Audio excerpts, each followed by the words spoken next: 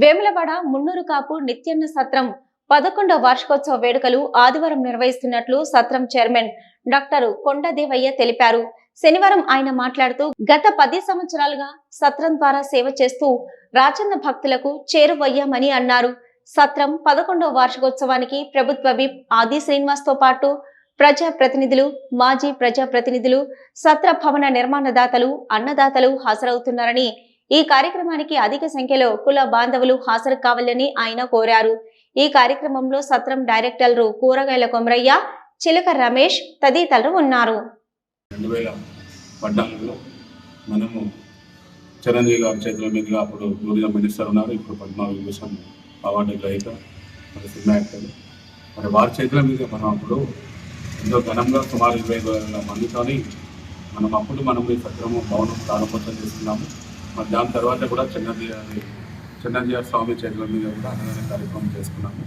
ఇప్పుడు కరెక్ట్ నిన్నటి వరకు 10 సంవత్సరాలు సత్రభవనం మన ప్రారంభోత్సవం పూర్తి అయిపోయింది. 10 సంవత్సరాల్లో కూడా దాతలు మరి ట్రస్ట్ సభ్యులు మరి అందరి సహకారంతో మనం ఏ లోటు లేకుండా అన్నదానం కానీ మరి వసతి కానీ లోటు లేకుండా మన అందరూ వచ్చిన వాళ్ళకి ఇక్కడ దర్శనము, అందరికీ తెలంగాణలో ఉన్న మన ముందు కాపులందరికీ ఒక పుట్టిల్లు లాగా ఇది సత్రం అనేది మనము అందరికీ అందుబాటులో వచ్చి 10 సంవత్సరాలు పూర్తయింది.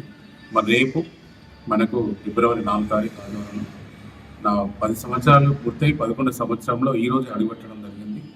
మనందరం కూడా తెలంగాణ రాష్ట్ర నలుమూల నుండి మరి సత్ర భవన నిర్మాణ దాతలు, ఈ సత్రం నిర్మాణంలో పాల్గొన్న మన డైరెక్టర్స్, సెక్రటరీలైనా, ఆర్గన్ సెక్రటరీలైనా, మరి వ్యవస్థాపక ట్రస్ట్ సభ్యులు, మన భవన నిర్మాణ ట్రస్ట్ సభ్యులు 24 మంది ఈరోజు ఈ ట్రస్ట్లో ఉన్నారు.